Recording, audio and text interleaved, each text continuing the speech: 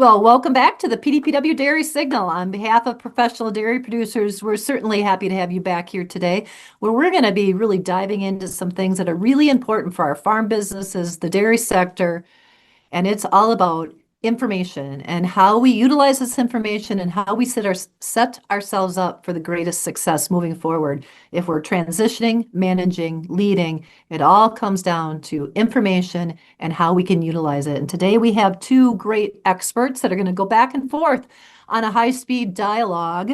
And we want you guys, when you can, if you're listening live with us, to interact so you can harness and harvest the most information out of today's information.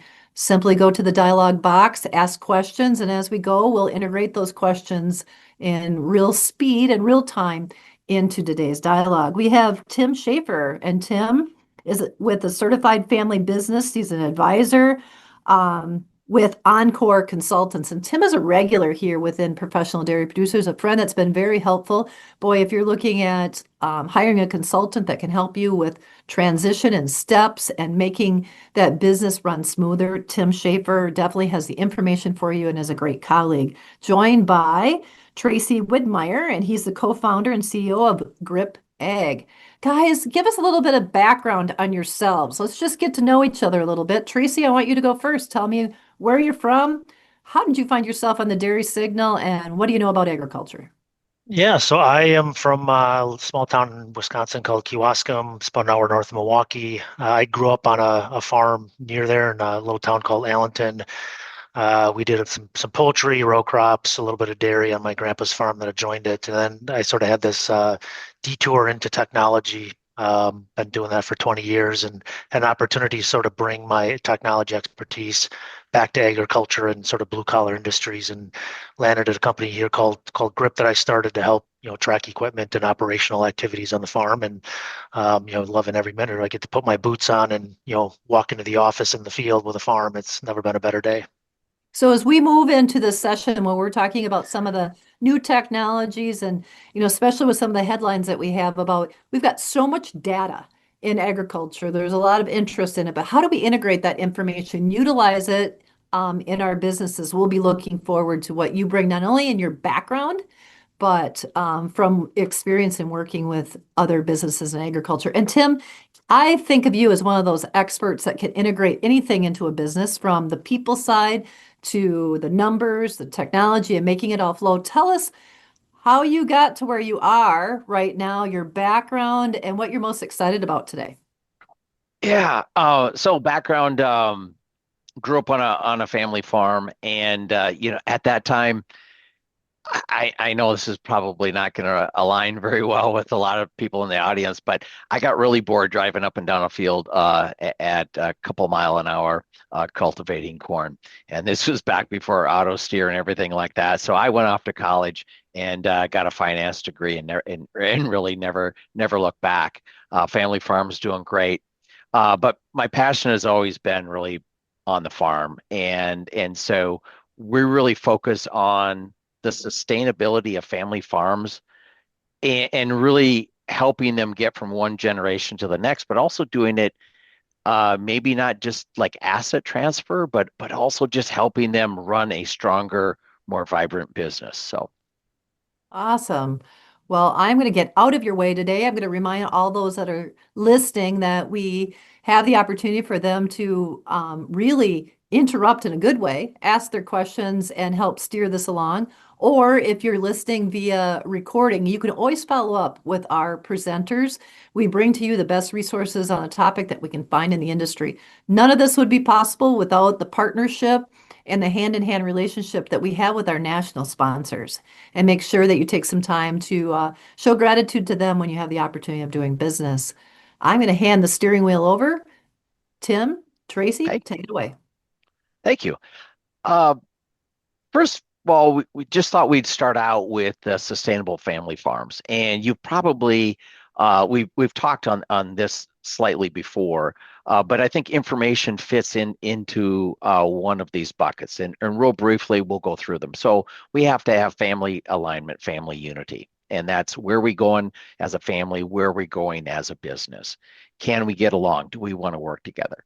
Then there's the aspect of family asset growth. And really what that's about is the farm has to make money over maybe not every year, but over decades and year in and year out. It has to make money. So we have to have a sustainable business model. And information definitely plays into that because, like you said, Shelley, we're awash in data. And better decision making often leads to, more profits. And the thing that probably I'm the most excited about is what we call the Ready Next Gen. So that's the third part of the model. And that's saying, okay, so I know hockey here is, I'm from Minnesota, so hockey is kind of a big deal, especially with the Olympics now. But the Ready Next Gen is saying, okay, where's the puck today? Because everyone knows where that's at. But really, where is it going in the future? And then aligning the farm and aligning that next generation to be there, to be ready when the time comes. And we think that Tracy and I both believe that information and how we use it, it's where the puck is going. And we're at the very beginning stages of what information can do on our farms. And now more than ever, it's so exciting because farmers were finally having the ability to use our own information. For years and years, information was locked up in other people's infrastructure, if you will. So, the equipment company, your information was locked in their system, and you couldn't really get at it. And it was locked in the dryer system. It was right, but now with the way that technology is evolving, we can pull that information out, and we can use everything from our barn sensors to our feed wagon. There's so many different data sources coming in that it's almost too much. And now we're saying, okay, what do we, what do we need, and how do we make sense of it all? Believe it or not, this is not a new phenomenon. John D. Rockefeller, whether you like him or not, he was able to develop his business in the oil industry because he had better information. Mhm. He had better information, he had quicker information, and because of that, he was able to make strides. Just within a few years, he pretty much wrapped up the entire industry. And I think we can do that again today, just by using the information that we already have in organizing it. That's awesome. So Yeah, you've go ahead. quoted Rockefeller and you've quoted Wayne Gretzky. I'm excited to listen in right there. Okay. Well, there's a few problems, right? It doesn't come super easy. The thing is that we have, in many cases, all the data, right? We have all the data that we need, but it lives in too many different places. And every time, if you think about it, every time we have to touch it, every time we have to key it into a system, every time we have to go from paper to digital, there's a couple things that happen. Our information slows down, and it becomes less and less accurate. And so those are a couple of the problems that we already have. And then when information is too scattered, we have to start guessing. And just these mistakes and these guesses and these assumptions, ultimately they cost money. And when they cost money, what happens is people say, well, why should I listen to that? We listened to it. It was garbage, and now that's just not listened to any of the information. And we think that that's a wrong interpretation. Instead, let's get the information quicker and more accurate. So, and this is happening not only in dairy, but also in swine. But the awesome thing about dairy is that there's so many more data points. And if we think about it, every day every day as we milk these cows, that it's another, you can see the cause and the effect really, really fast. And if you think about it, that's pretty unusual. It certainly doesn't happen in row crop where you learn the yield at the end of the year. So Yeah, yeah, and I think go ahead, a lot Derek. of that, yeah, a lot of that information, Tim, are in places that may not be as accessible as you would want. So you've got everything from the sensors you talked about, lots of data coming off. What Hmm. if data from one sensor and another sensor on a different part of your operation could be combined to provide better intelligence? Or what we see a lot is data that's locked up in somebody's brain, right, Hmm. that has to be retaught every season or every month or every time something needs to happen, a cleaning of a sanitation, set of sequences in a parlor. That information, when you can pull that out and allow everybody to comment or agree on it, you avoid the situation where you have that small fish becomes a big fish. Every time you talk about relearning or reteaching something that isn't an agreed upon standard across the organization. So, big opportunity there. You think about the next generation sort of absorbing the information from the previous generation. How does that happen in a way that is systematic and can allow that operation to scale? One of the things we think about is this concept of sort of tribal knowledge, which is like, every thought you have really starts out as tribal knowledge. It's something that that maybe nobody else knows, and then works up on this graph here, works up to that place where you would like it to be documented. I think this graph is a perfect representation because very little documented information or agreed upon procedures or operating procedures on farms that we see today. And this graph should really be flipped. It should be the tribal knowledge working its way up to that top where everybody agrees it's easy to train, it's easy to scale, because we all have situations. I got a half a dozen that can come to mind of the time somebody left the operation either forcefully or voluntarily, and that tribal knowledge went with them, and how hard it was to recreate that. Very difficult situation if you don't think about it ahead of time. Yeah, and I was working with an operation out in Oregon, and they just looked at me and they said, we really, if we're going to scale, we really need to take the art out of farming, right? And really move it from that tribal to where you have to have 15 years of experience before you can do the job, and use information and training to break it down so that maybe you maybe you won't have all the information or you won't have all the knowledge, but you can get maybe, what do you think, Tracy, 80% of it? Yeah, yeah. The big part of that is making sure it's not up for interpretation by everybody in the operation. Because that's where you get these stories that people tell themselves because that's the way they think it should work, and it doesn't.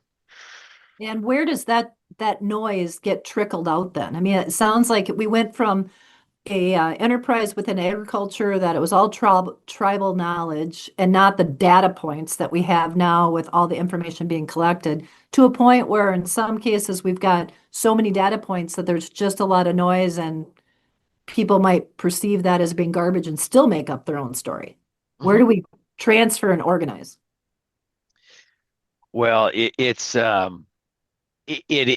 that's a great question, because we can spend so much time sorting and running spreadsheets and doing all of these things that there's still work to be done. And that's a big part of it. We like to think of it in terms of lead versus lag data. Um, if you think about it, a yield monitor on a combine, that's lag data, right? That's the yield. That's what happened. Our financial statements, that's lag information. It's what's already happened. Actually, your milk production on a daily basis is lag data. We are just starting to scratch the surface of being able to take all of these data points and using AI and using logarithms and dashboards, which we're going to discuss, to where we can start making predictions, where we can start looking forward and saying, okay, this is the information that we have based on what's happened before. What do we need to be doing today?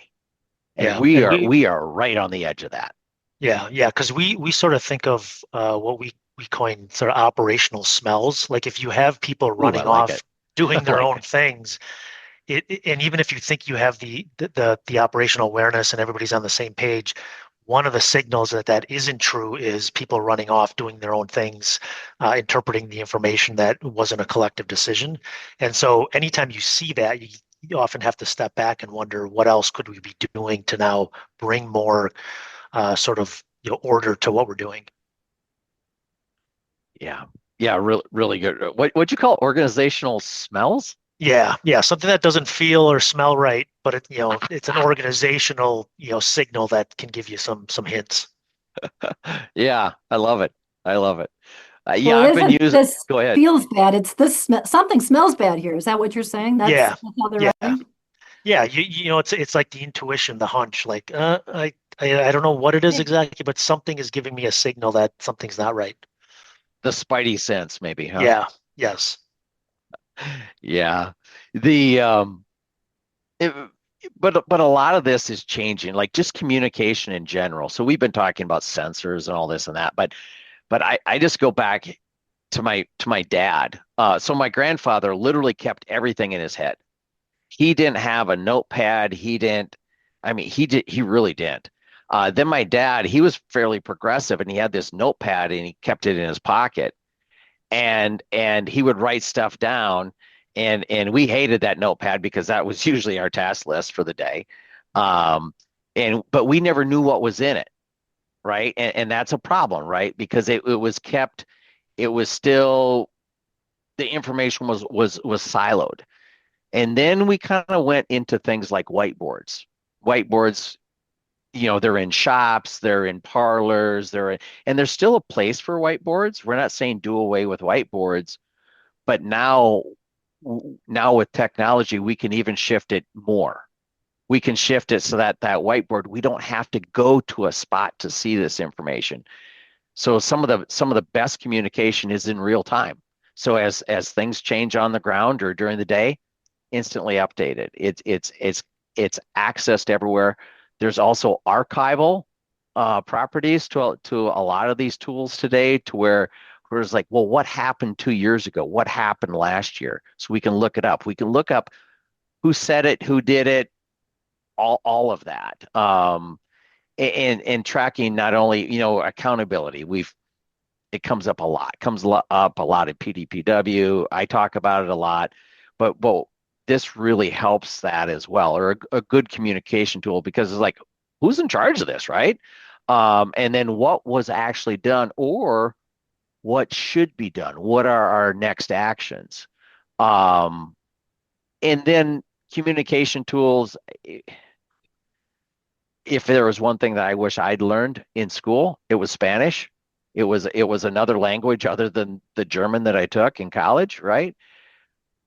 But now we have the tools that we can take English and turn to Spanish, and back and forth, right? We can communicate in real time in the language that we're most comfortable. So this is really exciting stuff. I yeah. I think it's exciting, Yeah, Tracy. and it really goes back to like how do you disseminate information from the highest levels down to the field, to the ground truth, to the people that are actually doing the work, listening to the equipment, can hear the things that don't work. No, they're sort of the canary in the coal mine in terms of when something's not right. How do they become the eyes and ears of the operation? Well, the first part is giving them a voice. And we see a lot of sort of bilingual issues where people, we call them admirable offenses, right? They just admired things for a long time because there really isn't an easy way to communicate that. But they're the ones that know. They work on it every day. They're in the operation. They know if something could be streamlined, should be fixed. So I think it's very important to think through the mechanics of what that looks like for an operation. Yeah. So it's I interesting as Go you're ahead. interchanging words that I'm looking and hearing here. You're using the word leaders. How are you defining leaders from managers when you're talking about this ready next generation and the data that they'll be either looking at or responding to? You're right. They kind of get flip-flopped a little bit. A lot of times, at least in my mind, maybe it's right, Shelley, maybe it's not. we usually think of the leaders as maybe the owners or those sorts of folks, leaders slash managers. I think you can go back and forth, but we go back, um, really the best information is when it's in the hands of the lowest. And I didn't coin this phrase. I'm going to steal it from one of my clients. They said we got to have this information in the lowest possible boot, and the more decisions and the more information that we can give the lowest possible boot, the more decisions they can make, the more that we can focus in those middle and upper levels. And I was just, as Tracy was talking, I was just thinking of a farm I was working with, and when we gave the workers, the base workers, a voice, they were able to solve something like the manure pump. So this manure pump had not been passed. What'd you call it? The smell, right? Yep. It'd been giving right. So it'd been making some noise. People noticed it, but they didn't know what they were supposed to do. Like the employees that were walking by it every single day, multiple times, they didn't know what to do about it. And so it failed on a really, fairly catastrophic level. And it was, and when they looked at it, they're like, well, yeah, we heard that. Well, why didn't you say something? Right. So that's what we're trying to do, is to get some of these things so that people know what they can do, know what they should do, and it's easy.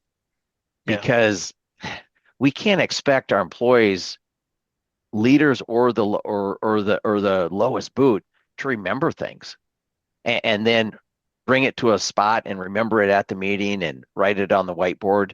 Why not just make it easier? So Yeah. Yeah. We have an operation that we were working with where, 40, 50 employees. The son of the owner, who's sort of taking over operational lead, said, I wake up every day, I've got 10 to 15 text messages from my team trying to determine what to do. Sometimes it's as simple as where is something, right? So instead of them tracking down where something's supposed to be, now me, that's supposedly tallest guy in the totem pole, I've got to spend my time tracking a piece of equipment down. So I'm calling people, I'm trying to find out, and he would say 4, 6, 7 hours a day is trying to put these fires out instead of what he should be doing, which is helping streamline and scale that operation. yeah. I think it's about that sort of transparency, accountability for the whole operation to self-serve themselves, because everybody in a farm, wants to do that. They want the accountability. They want to be able to self-serve, do their own job, do a good job. They care about the operation, but there's a part missing that allows them to do that most times. Yeah. Spot on. There's also another, and this is emerging. I'm not saying that this is a super common, but I want to throw it out there because a number of our clients have gone this route, and that is they've created a position, a high level position called Chief Information Officer. And I'm thinking of one outfit in Canada. The one of the owners was the CFO, but in looking at everything, they said we've got all this information that needs to feed into our financials, that but we're not able to harness it. They said we can hire a CFO, but we can't hire a chief information officer that can pull in all this data, make sense of it all, organize it, get it on dashboards and things like that. So the guy fired himself and hired himself as a CIO. And I got to tell you, it's been a game changer for their business. So we're seeing this more and more, that putting someone in charge of managing that information, the information systems, is I think we're going to see a lot more of it. I think that's where the puck is going. Maybe not for every farm, but for quite a few. Yeah. Yeah, and as fast as technology is moving now, it's my view is it's going to be a requirement at some point, very soon here. Yeah. Yeah. Yeah, it might be. We've already talked a little bit about some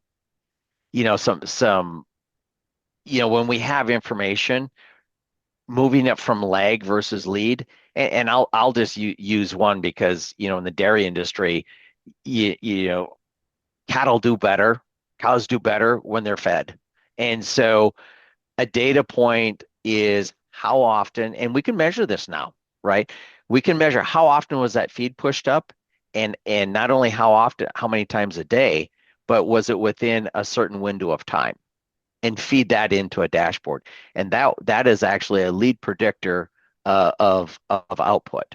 Um, we're also getting to a point where we can make with sensors and information and having logarithms build that are specific to each dairy, understanding the barns, understanding the climate and everything else, make forward-looking plans for the day, saying based on the upcoming weather, based on your farm and the ventilation and your feed ration and all of that, it's going to be a hot day today.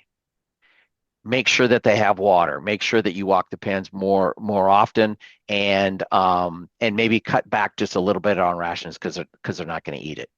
Right? We can use data to make predictive to make predictive changes. So lots of cool stuff. Tracy, do you want to take that last point about training via QR code?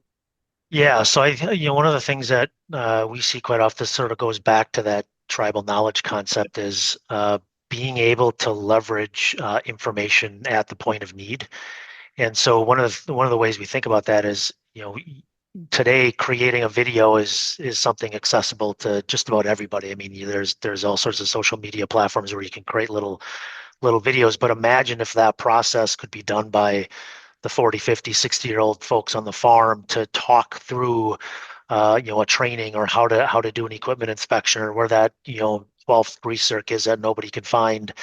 Those things now can be stamped on a QR code and accessible to the operators in the field at the point of need. Because what ends up happening in a lot of operations is when somebody needs to do something, they need the information, but instead what happens is they get hired, they get thrown through this boot camp of information overload the first week when they're not going to do the inspection until month 2 of their tenure. And so it's like they're not going to remember all that stuff in the first week. So it's all about how do you take that information, distribute it to them at that point of need. And that training information is sort of the lifeblood of an operation, because it can go back multi-generations to understand, pesky equipment, or the rations in the feed, dairy procedures, all sorts of things can be used in that example. Yeah, and then if create many SOPs, many training, but then it's also, since it does since it is digital, right? I think we're rapidly moving away from. I'm not even sure that 5 years from now we're going to have training or SOPs in paper form. Right. I just don't. I think that's going away very, very, very fast. So. Yeah, definitely. It's all about the speed of which those can be created, disseminated, approved, agreed upon, and then action done. And modified, right? If Yeah. it's not working, we don't have to go back. We don't have to, Yep. spend a Sort lot of. of time. Yep, we can Yeah. shoot it, Fail forward. Yeah. Fail fail forward, if you will. forward. There we go. Yeah. Yeah. Yeah. And I think the way we think about some of the tools in the space, and it kind of goes back to the concept of that CIO. Like, you look at corporate America, they've solved a lot of this information sort of capture for quite a while. There's a ton of tools out there, but traditionally it would be a CIO's role or a CTO's role inside of corporate America, helping the organization understand the effects of technology, what's available, how does it work, and that's a very heavy-handed process at times. And I don't think that's quite necessary on a farm. That's got to be a little more nimble, but you still have to think about and be deliberate, because a lot of these, we have tools like Slack and Teams and Zoom and all sorts of things. If you don't think about the way they could be used on your operation to make it more streamlined, you oftentimes do nothing, and at the detriment of the long-term success of the operation. I got a question for you. How often do you see, Tracy, where there's just tools everywhere? It's just like a shiny new. And I got to tell you, I'm a little bit guilty of this as well. It's just like I might be just a little bit quicker to, you know, try a new tool and this and that, but there's a cost to having too many tools. Yeah, Do you- yeah, definitely a cost. And the the most obvious way that shows itself is in the confusion in the lowest boot, because Mhm. when they don't know where to find information or how to find it or what to do, that that discrepancy there is pretty painful as it gets down to that lowest boot, because the propensity for errors is much higher. Yeah. And so when you don't take a deliberate choice there, or deliberate path to figure out what the path or the technology suite should look like, it becomes more chaotic at times, because it's often it's more complex than just using a piece of paper and a pen. And there's quite a few. There's a study done by the University of Nebraska that has barriers to technology adoption on the farm, and there's 7 or 8 of these. Like six of these are all technology related. Again, I'm going to hit on this point of like something that traditionally a CTO or a CIO would walk an organization through. These are things like the number of technology providers, the number of technologies, like Tim said, out there that you can choose from. Who's going to train my team? Do I have to hire somebody specifically to manage it? And then the number one reason is I don't understand what the ROI of this technology is going to be on Hmm. my farm. Right. So what does that tell you? It tells you a couple of things. One, probably a long implementation period, right? Because you're not getting feedback throughout the process. You think about buying a new piece of equipment or some crop protection where you have to wait till the end of the season. That's a long period of time to understand whether it worked or not. And it applies to technology. Complicate technology all the time, where your payback period is quite long. But again, all these uses of technology and the consequences of technology adoption barriers is not allowing that person on the farm to walk them through what's important. A CIO, CTO, this is important because of this thing. And I think it's so very important to call that out. Yeah. Yeah. And when people get overwhelmed, they'll just shut off, right? Yeah, yeah, yeah. And Yeah. one of the things on this list is the cost, but cost is low. And I think the thing that strikes me is farmers are not afraid to pay for things that work, right? So it's like when you get into the situation, it's not necessarily that they don't want to spend money on tools that work. It's just they don't know if they're going to work, or it's confusing, or the payback or ROI is way too long. Yep. Yeah. And that's face it. I think there's also an element of, in agriculture, there's a lot of, hey, if I can see it, I can smell it, I can touch it, that I can ascribe some sort of value to it. But it's a little bit, I think it's just a little bit tougher, with some of these tools to say, how'd you say it? What is the ROI? And Yeah, I think that hurdle is actually higher for information systems than maybe other agricultural systems. yeah, So yeah. And I think definitely on you know farms and agriculture operations in general, like that BS meter is pretty high, right? They know pretty quickly if something doesn't feel right, yeah. because they have been burned a number of times with over complexity or things that were oversold. And I think it goes back to focusing on things that are easy to use, leveraging other industries that have done it right, but with the nuances of ag, as you talk about, like what is unique to agriculture that would have to be in place for this to succeed. And you talked about real-time data is key, making it available to people that need it, when they need it. It's got to be very easy for data to come into a system, and very easy for it to go out into other systems if that's where the decision is being made. So, I think it's very easy for those systems to be overcomplicated. But again, that is somebody on the operations responsibility to walk people through that decision matrix there. So do you want to hit these? I know you kind of hit them just real briefly, but I guess what I've seen is maybe not so many tools. We just need to spend the time, find the right tools, and then make sure that we really use them. And one of the ways that they get used deeply are some of these points that are up here on the Yeah. screen. But if Yeah. you just want to run through, I think that'd be awesome, Tracy. Yeah, definitely. So number one has got to be easy, right? The number one sort of killer of productivity, especially in these information systems, is nobody can figure out how to use it. It's like a training event every time you open it to try to use it. Hmm. That's not going to work, because everyone's on the go. They need data at their fingertips. It's got to be super easy. So when you're evaluating information systems, like that's got to be the number one, because you could have the manager, the person in the office loves how it works. If it can't make it to that lowest boot, not going to have a chance of surviving. And I think that just speaks to the second one here is visible. How do you make information available to people when they need it, and what is that information, and can it be real time to keep people on the tab as they go? That's a critical part. And then we've got one here called fences and gates, which is really speaks to the fact that it's very easy to overwhelm people with data.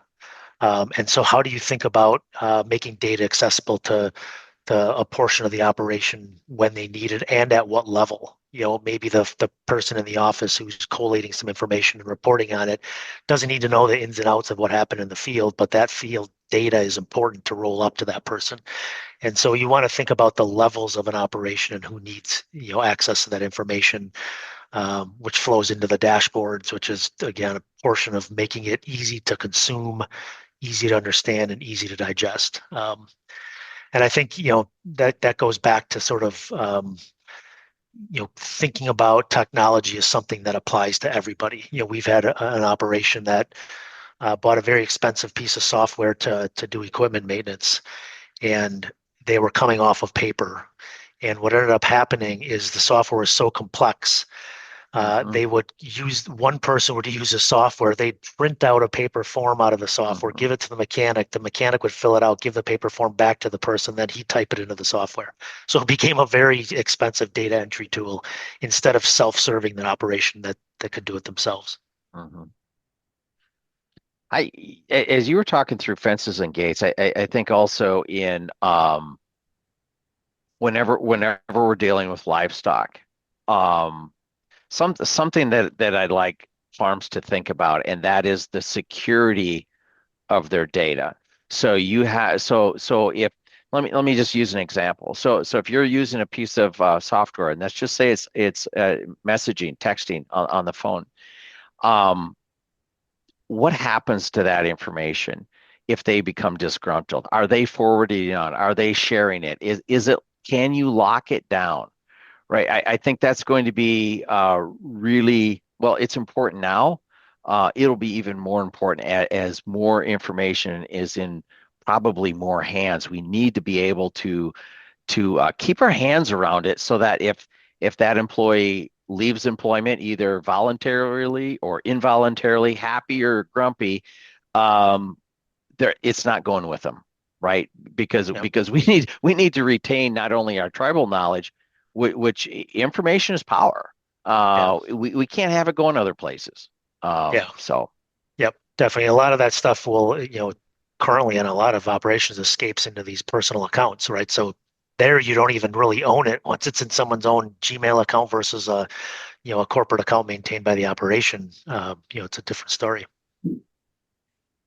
okay, Tracy, you're that was a little choppy, but I think Okay. I think we got it. There you go. Your son. Can you repeat that real quick? Yeah, I was just saying, sometimes when that information flows into personal accounts, like you don't even control it as an operation then. Like if my worker and we're using everyone's Gmail or personal text, I don't even control that information if I want to pull it back, which is kind of number one to think about sometimes is, again, the systems to organize that information. And to be able to lock people out of data that they don't necessarily need, but giving them, even talking about customer management system within an organization, not everybody needs to have access to the critical part of the entire database, but they might need to have access to a mailing list, for example. That's Is true. that kind of where you're coming Yes, from? exactly right. Yep. Okay. Yeah. Some of these, so let's just read through these. I see, uh, it must be easy. It must be visible. It must be in real time. The fencing and the gates that we're talking about. Then we come down to dashboards. Give us some examples, Terry, of dashboards and as far as when we're talking about operations and making things more accessible as well as efficient. How do they use these dashboards? Yeah, I think there's a few different ways to think about that. One again is like the level of the operation that needs access to certain data. One of the examples on there is shared calendars. And that's a very interesting lead versus lag data point, right? Because we've all had conversations where I've got to, call or send out a separate email to try to understand people's availability to meet just to discuss something, versus like being able to self-serve that and look at people's calendars across an operation. Like something as simple as that, been done for decades now, can mean the difference between, wasting a couple hours of time versus, being right there. And I think there's a lot of ways, Tim, you bring in data dashboards to operations like this quite often to surface the right data at the right time. And correct me if I'm wrong, it's not every dashboard is sort of a unicorn, if you will, right? Every operation needs different data points. Oh, for sure. Yep. Yeah, but it is interesting. One of the first ones that we talk about are shared calendars, shared cloud-based document system, and usually for owners, and then shared task lists in real time. I mean, those three usually they're one of those, if not all, are lacking. So this might be just a real lag or question that I'm going to ask. I'm making myself very vulnerable. We have all these operations within professional dairy producers where we have a cloud-based complete, when documents go, the shared calendars, we're logging as far as tasks and those kind of things. I'm on the road 90% of the time in rural spaces where I do get frustrated where I can't get to it. There's Mm. bad cell service, there's no internet. How is that coming across and how is it working in place in agriculture? Yeah, I think that's a It's great good. point. I mean, yeah, there's places across the country that suffer from that. Part of it is some of these platforms working with producers or agriculture professionals and really lots of other industries to provide offline capabilities. Yes. That's not something that is so unique and different of a need today than any other industries. You're on a plane, you don't want to pay the $25 an hour for flight access to internet. You need that information. So it's a very similar situation there. And again, putting it on the criteria list of things that are important to the operation as you evaluate software. Okay. Then the last one is all in. How do we level up and get everybody adapted and trained? And it's either all in or all out, the way it sounds. If you're not tech savvy, you don't play. Tell Hmm. Yeah, us more about this. How do they do it? yeah, yeah. And it's really about trying to leverage familiarity in tools, we call it. Yeah. So like, QR codes, those are pretty ubiquitous at this point with people being able to scan restaurant menus. Sort of COVID taught us that. But even the chat applications, everybody knows how to text for the most part. They can take pictures, they can, take the little videos of their grandkid. And so some of those things become the bars of, adoption for, the oldest to the youngest. And then you layering on technology and complexity in a very distinct way when it's needed, right? So it's almost like, why can't this be simple? Prove to me it has to be more complex and then working up the ladder instead of saying, let's introduce all this complexity and work down, which doesn't work very well.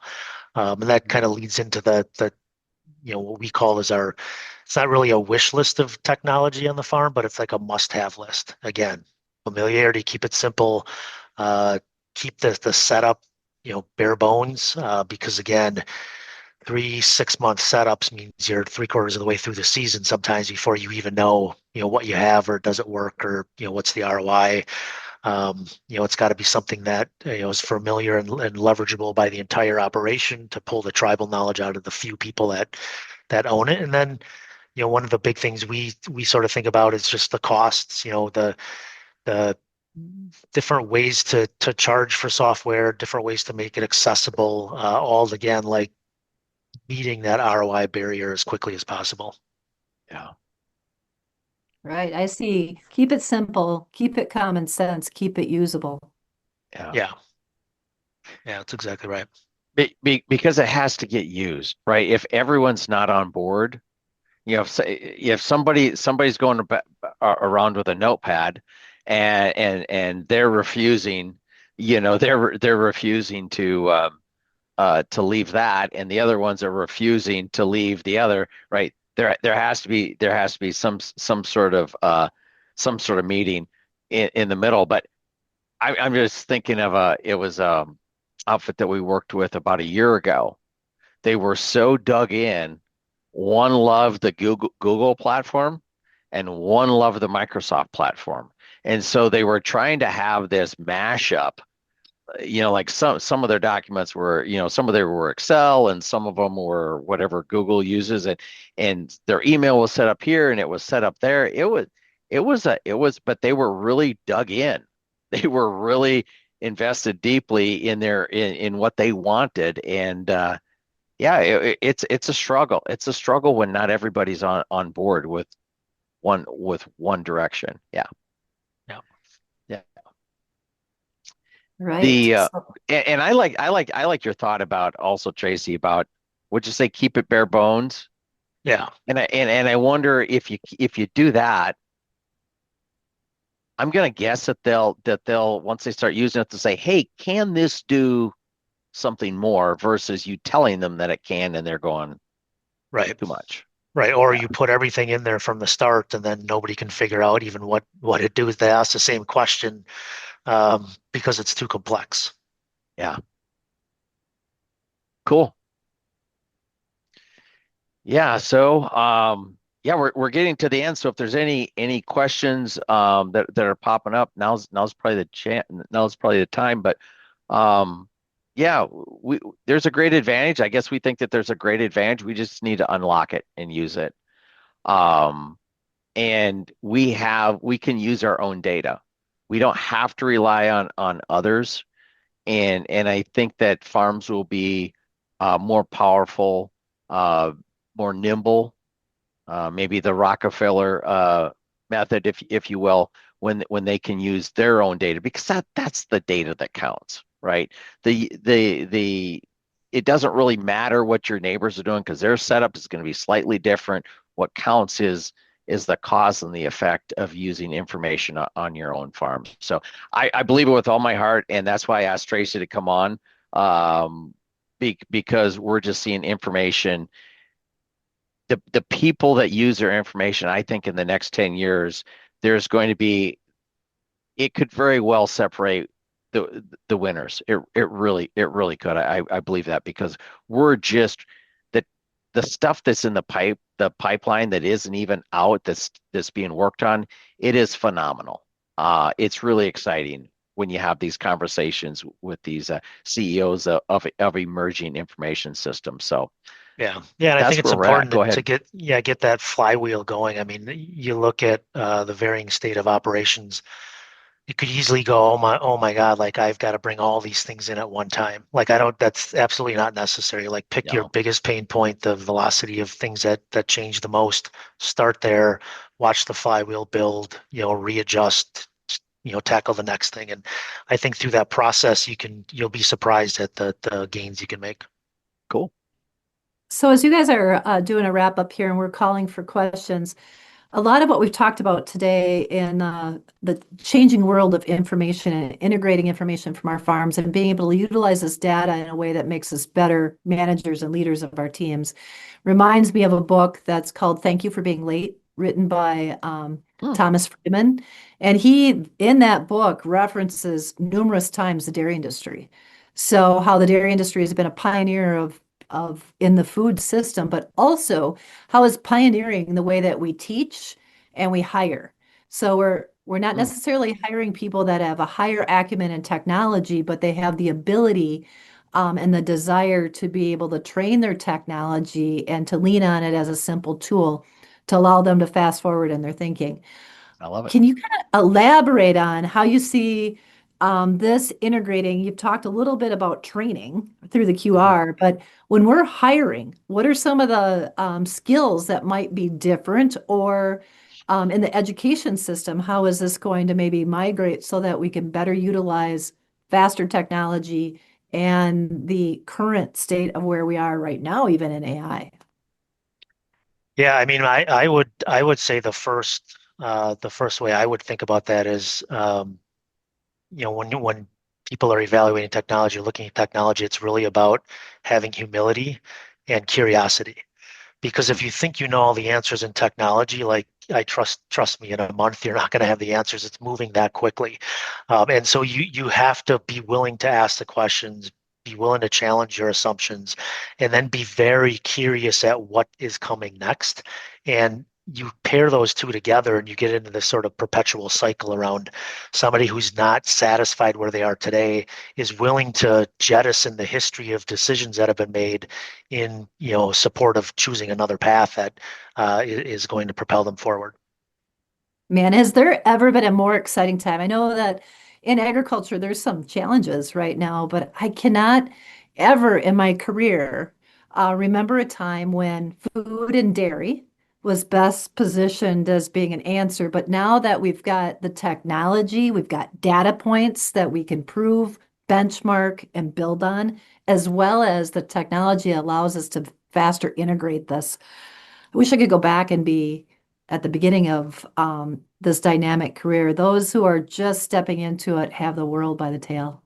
This is Yeah, really, yeah, that Ready Next Gen, it is the most exciting work that we do. It is to work with them because this is going to change so fast, and it is. And I think the outcomes are going to be really, really awesome. But you'd mentioned training. Um, the thing that I think we can do now before is that we can touch people. Everybody likes to learn a little bit different. I'm a spatial learner. Other people, it's more about hearing it. Some people like to read it, and some people like to just try it with their hands. I don't have all the exact terminology for it, but there's 5 or 6 different ways that people can learn, and this is getting really cheap and really fast to hit all of those different learning styles all within that same QR code. So we're not just throwing a manual at somebody and saying, Mhm. here, read it, and now you're going to Mhm. know it. Very, very Because some people that'll jive with, and there's quite a few that it won't. So absolutely. yeah, Okay, this is the cool. time of year. We're right, we've got a lot of a little bit more thinking and exploring and time to invest in our businesses. What are three things in regards to technology, information, and systems that we should prioritize right now based on what you've presented today? Give me the three high points in a summary. The so what? Give me a sec. I think a lot. I think number at least one of the three, we need to be thinking in terms of alignment. Mhm. Uh, Farmers in particular are very independent people, and the farms that we're involved in today, we can't just be that 100% independent. And so we can use some of these tools to build alignment, and that means let me break it down. Alignment could be, where are you? What are you doing today? Task lists, calendars, right? These things is just, where is everything? Where are you at? What are your priorities? So alignment is, I think is really low hanging fruit for at least one of those topics. Tracy, you want to take another Yeah, one? yeah, and I would say, for all the sheep's head card players out there, get off the schneid. I think you've got to do one thing. Just pick one thing to do, right? Yeah. And whether it's evaluating technology or just understanding what's not working well, start somewhere. right? Instead of getting overwhelmed, it's like pick one thing and we're just going to focus on this and then start to build that operational momentum for your team. Pick one thing and call it and make a move is what I heard. Yeah. Okay. Yes. And Okay. and Anything? probably go slower. Probably the third one is there's going to be some people that want to move really fast.